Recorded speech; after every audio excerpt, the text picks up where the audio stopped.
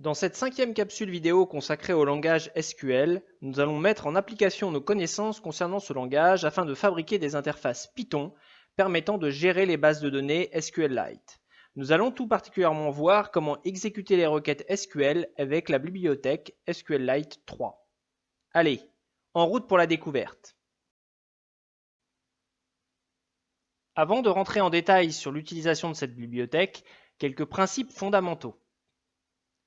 SQL est un langage de gestion des bases de données très puissant et Python un langage de programme tout aussi puissant. Alors, l'association de ces deux langages est-elle le couple idéal de vos applications? Ce qui est sûr, c'est qu'avec vos connaissances sur ces deux langages, vous serez paré pour réaliser de véritables programmes robustes et performants. Le principe d'utilisation de Python pour gérer une base de données est très simple. Les objets Python définis dans la bibliothèque SQLite 3 permettent d'effectuer toutes les requêtes vues dans les précédentes capsules vidéo. L'utilisation de cette bibliothèque repose sur quelques principes qu'il convient d'édicter maintenant. Il faut d'abord se connecter à la base, puis ensuite créer un curseur permettant de manipuler la base de données, enfin exécuter les requêtes. Pour terminer, traiter les données reçues avec Python si nécessaire et tout particulièrement pour les requêtes d'affichage. Rentrons un peu plus dans les détails de l'utilisation de cette bibliothèque. Nous commençons par importer la bibliothèque SQLite 3, tout comme tout module Python avec le simple mot import.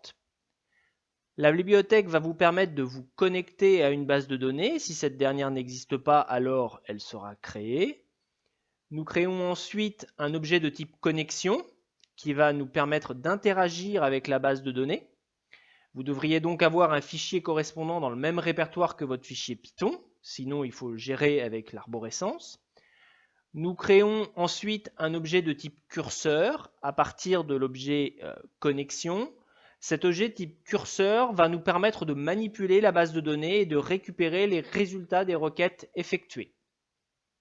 Enfin, la méthode d'exécution, execute, de notre objet type curseur nous permet d'effectuer une requête SQL. Cette requête SQL correspond à une requête standard telle que nous la lancions sous DB Browser précédemment. Nous lisons ensuite les données avec la méthode fetchOne, une seule ligne lue alors, ou fetchAll, toutes les lignes lues. Sous Python, il est ensuite très simple, avec vos connaissances antérieures, de traiter la ou les listes récupérées. L'utilisation des boucles est souvent nécessaire, les connaissances sur les listes, tuples, dictionnaires sont essentielles. Python et l'univers des types construits vous permettra des traitements performants, robustes, puissants de ces différentes données.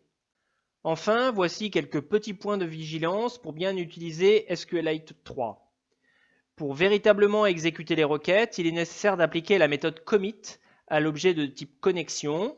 Nous verrons pratiquement ce que cela implique.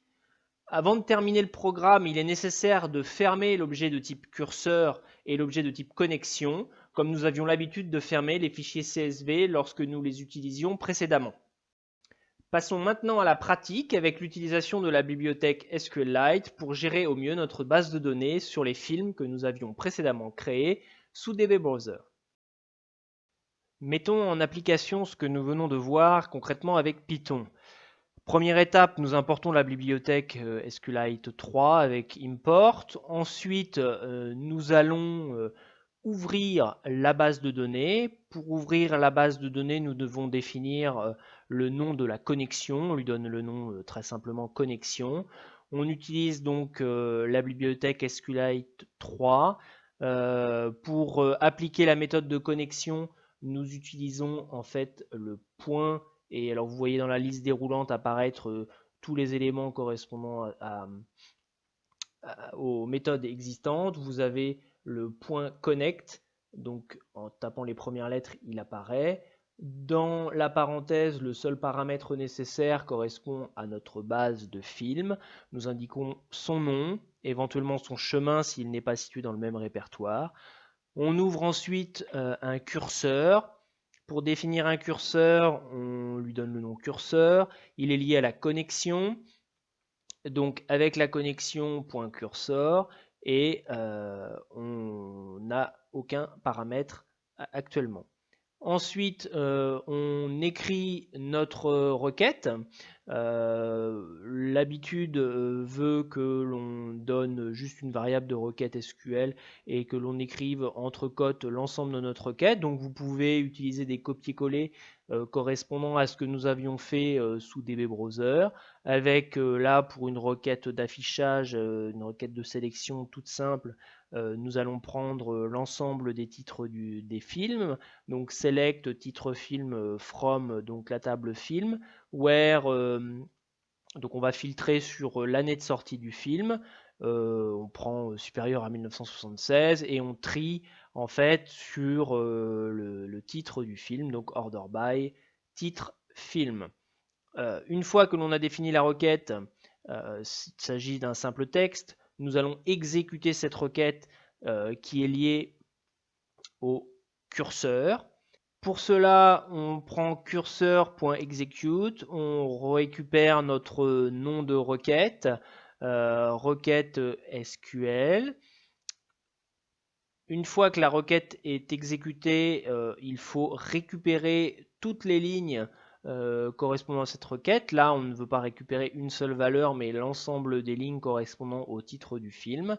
Donc, pour cela, il y a une méthode sur l'objet curseur. Donc, on définit toutes nos lignes avec rows, cursor égale fetch all, et donc à ce moment-là, va être stocké sous forme de tuple dans rows l'ensemble de nos valeurs.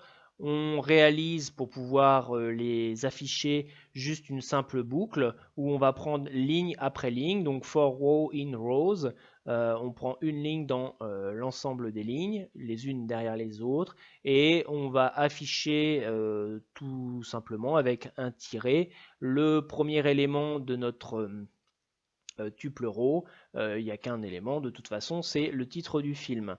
On n'oublie pas, en fait, impérativement, trois choses à l'issue de cette requête.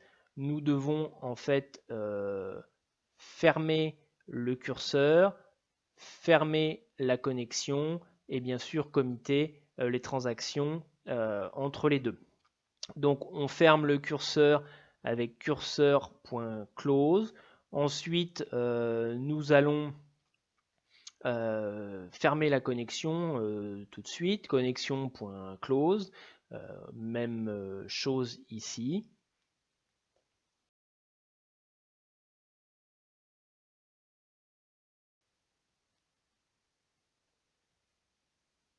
Nous voyons s'afficher dans notre fenêtre de console l'ensemble des titres, classés par ordre alphabétique avec leur curseur.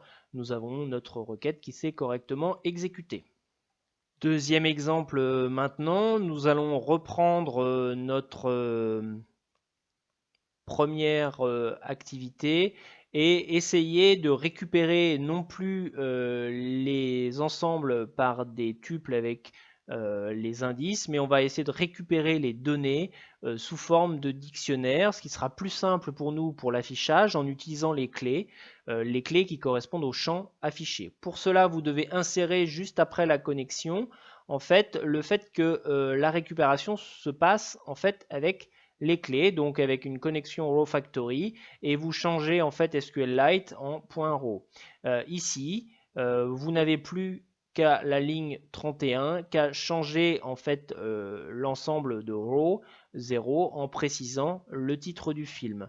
Il faut rajouter, une fois que l'on a fermé le curseur, on quitte le mode de lecture par clé, il suffit de reprendre le row factory à none pour changer notre mode. Si vous affichez le résultat dans la console, vous voyez apparaître exactement la même chose que tout à l'heure, mais cette fois-ci on fait appel au titre du film, ce qui peut être beaucoup plus pratique pour comprendre ce que nous affichons. Second exemple, nous allons ajouter une table. Donc nous reprenons en fait notre structure habituelle avec la connexion à la base, la création du curseur, l'établissement de la requête, l'exécution de la requête et puis ensuite derrière les fermetures qui vont bien. L'écriture de la requête se fait comme sous DB Browser. Nous copions-collons notre requête de création de table acteur avec l'identifiant en clé primaire, le nom de l'acteur qui est une chaîne de caractères, le prénom de l'acteur qui est une chaîne de caractères. Nous rajoutons juste les caractères d'échappement en bout de ligne pour pouvoir écrire sous Python notre requête sur plusieurs lignes. Nous exécutons notre requête. Nous pouvons ensuite aller vérifier sous DB Browser que notre table acteur existe. Elle a bien été créée sur notre base de film et nous avons bien les 3 champs correspondants. Dernière série d'exemples, nous allons reprendre notre structure et cette fois-ci ajouter des tuplets à notre base de données. Nous allons donc faire un insert into acteur et nous allons ajouter le nom et le prénom de l'acteur, l'identifiant étant une clé primaire, il est en automatique. Nous avons donc le mot-clé value à ajouter et dans nos values, nous allons juste mettre 2 points d'interrogation, un point d'interrogation pour le nom de l'acteur, un point d'interrogation pour le prénom. Ensuite, nos données, nous allons les stocker initialement sous forme de liste. On pourra les récupérer par saisie, mais là, en l'occurrence, on va le faire en dur. Donc, on prend le premier nom d'acteur, Harrison Ford. Donc, Ford pour le nom, Harrison pour le prénom. Deuxième série de noms, donc Fisher... Gary, nous avons le nom, le prénom. Troisième série de noms, Oldman, on va prendre Oldman Gary. Donc nous allons avoir en fait une liste avec 3 sous-listes composées des noms et des prénoms. Pour insérer en fait ces données dans la base, il suffit en fait de parcourir notre liste de data avec une boucle for d in data, et à chaque fois que l'on récupère une sous-liste, eh bien en fait lancer notre requête d'insertion. Dans notre requête d'insertion, il suffit de rajouter dans le paramètre execute un argument qui correspond à notre enregistrement, notre liste de tuplets nom prénom. Donc à chaque fois, dans la boucle for, on ira chercher le couple nom-prénom et dans la requête d'exécution, les 2 points d'interrogation serviront à ajouter dans le même ordre le nom et le prénom. Nous exécutons notre requête et à ce moment-là, nos enregistrements sont dans la base. Donc voici la première méthode. Deuxième méthode maintenant, nous pouvons faire des enregistrements par lot. Nous allons aller plus vite et prendre les 3 enregistrements présents ici et ne plus reprendre de boucle et faire une exécution de requête avec notre élément curseur. Au lieu de prendre execute, nous allons prendre execute many et nous allons prendre directement notre requête SQL et au lieu de prendre juste un tuplé, nous allons prendre tous les tuplés avec data. Et c'est la requête qui ira chercher couple après couple et ajouter par lot, en fait, lors d'une exécution groupée, l'ensemble des données dans la base de données. Nous pouvons donc exécuter notre requête et les points d'interrogation serviront à utiliser le couple. Troisième exemple, cette fois-ci avec un dictionnaire, même chose, nous reprenons les enregistrements déjà donnés, nom, prénom.